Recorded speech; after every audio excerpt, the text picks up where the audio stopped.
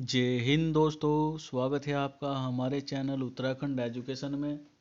तो दोस्तों, आज हम आपके लिए फिर से लेके आए हैं उत्तराखंड के कुछ महत्वपूर्ण प्रश्न उत्तर।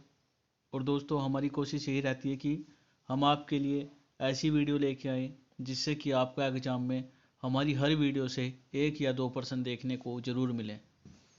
तो दोस्तों, शुरू करते हैं। आज का हमारा पहला प्रश्न है, वीर केसरी चंद को फांसी क्यों दी गई थी? तो दोस्तों, इसका हमारा राइट आंसर है, जो हमारे वीर केसरी चंद जी हैं दोस्तों, इन्होंने जो है इम्फाल मोर्चे के दौरान वहाँ पर पुल उड़ा दिया था। ठीक है दोस्तों, इसी कारण इन्हें फांसी की सजा दी गई थी। ठीक है दोस्तों, अगला प्रश्न है,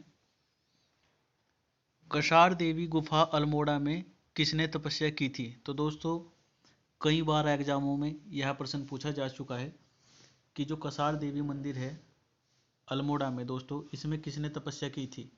तो दोस्तों, यहाँ पर तपस्या की थी स्वामी विवेकानंद जी ने। ठीक है, अगला प्रश्न है, उत्तराखंड का वाईफाई से युक्त होने वाला पहला गांव कौन सा था? तो दोस्तों, आप सभी को पता होगा, उत्तराखंड का वाईफाई से युक्त होने वाला पहला गांव था दूधली गांव। ठीक है, अगला प्रश्न है, पौड़ी स्थित विनसर महादेव मंदिर को अन्य किस नाम से जाना जाता है? तो दोस्तों, जो हमारा विनसर महादेव मंदिर है दोस्तों, इसे विनेश्वर मंदिर के नाम से भी जाना जाता है। ठीक है दोस्तों, और आपसे एग्जाम में ये भी पूछा जा सकता है कि जो विनसर महादेव मंदिर है या विनसर महादेव मंदिर है, यह किस जनपद में स्थित है? तो दोस्तों, सभी याद रखिए, यह हमारे पौड़ी जनपद में स्थित है। ठीक है, पौड़ी में स्थित है। अगला प्रश्न है, किस नदी को पुराणों में कौमुदी नदी कहा गया है? तो दोस्तों, आप सभी को पता होगा, जो खो नदी है इसी को पुराणों में कौमुदी नदी के नाम से जाना जाता है। ठीक है, अगला प्रश्न है, गुमानी कवि जी का जन्म किस जिले में हुआ था? तो दोस्तों, जो हमारे गुमानी जी हैं, इनका जन्म काशीपुर के उधम सिंह नगर में हुआ था। ठीक है, अगला प्रश्न है, नैनीताल में शेर का डांडा पहाड़ी पर राजकीय वेधशाला की स्थापना कब हुई थी? तो दोस्तों, बहुत ही इंपॉर्टेंट प्रश्न है।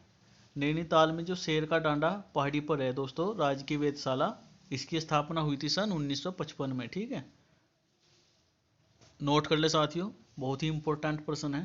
अगला प्रश्न है, राज्य रामनगर में राज्य परिषद का गठन कब हुआ था? तो दोस्तों, यह हुआ था सन 1967 में। ठीक है, रामनगर में राज्य परिषद का गठन हुआ था सन 1967 में। अगला प्रश्न है, उत्तराखंड का सबसे छोटा जनजाति समूह कौन सा है? तो दोस्तों, आप सभी को पता होगा कि उत्तराखंड का सबसे छोटा जनजाति समूह जो है, यह है राजी जनजाति है। ठीक है, यह उत्तराखंड का सबसे छोटा जनजाति समूह है। अगला प्रश्न है, थारू जनजाति में तलाक को क्या कहा जाता है? तो दोस्तों, थारू जनजाति में जो तलाक है दोस्तों, इसे उरई नाम से जाना जाता है, उरई। ठीक है, अगला प्रश्न है, जवाहरलाल नेहरू को 2 बार अल्मोड़ा जेल में बंद किया गया था। तो दोस्तों, आपसे एग्जाम में ये भी पूछा जा सकता है कि जो हमारे जवाहरलाल नेहरू जी हैं, इन्हें राज्य की किस जेल में बंदी किया गया है? तो दोस्तों, यह हमारी अल्मोड़ा जेल में बंद हुए हैं दोस्तों, और इनको 2 बार जेल भेजा गया है साथियों। एक तो सन 1934 में और दूसरी बार दोस्तों सन 1945 में। ठीक है, याद रखें। अगला प्रश्न है, कुमाऊं मंडल विकास निगम की स्थापना कब हुई? तो दोस्तों, इसकी स्थापना हुई थी 31 मार्च सन 1976 में। ठीक है, जो कुमाऊं मंडल विकास निगम है प्यारे साथियों, इसकी स्थापना हुई थी 31 मार्च सन 1976 में।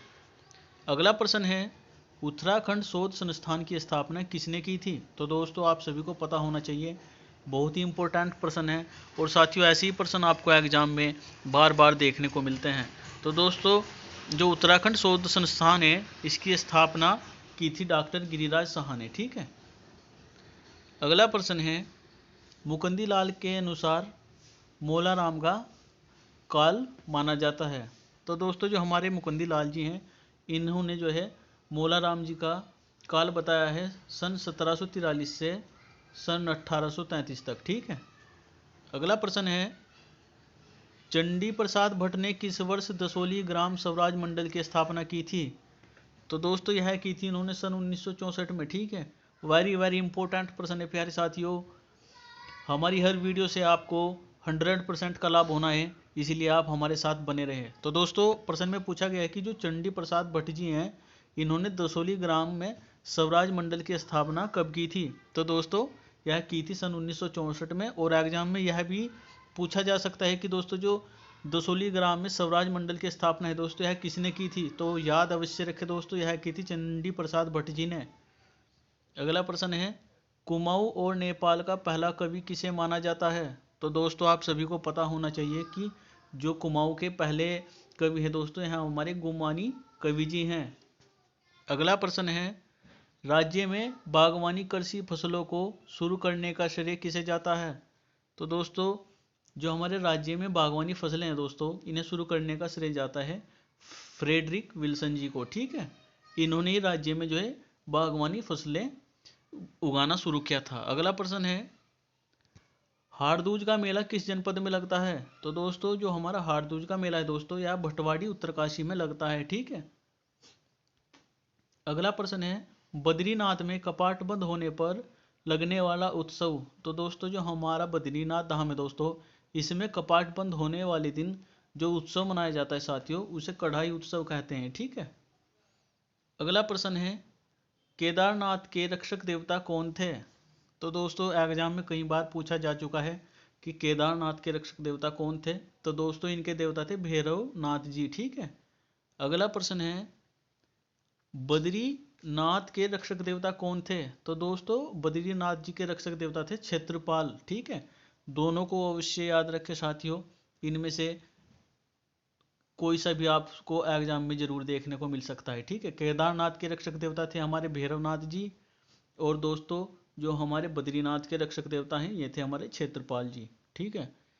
अगला प्रश्न है, केदारनाथ यात्रा का अंतिम बस स्टैंड कौन सा है? तो दोस्तों जो हमारी केदारनाथ यात्रा है, इसका अंतिम बस स्टैंड है गौरीकुंड। ठीक है, यहाँ पर इसका अंतिम बस स्टैंड है, अवश्य याद रखें। अगला प्रश्न है, आईने अकबरी में कुमाऊं को किस सूबे के अंतर्गत दिखाया गया है?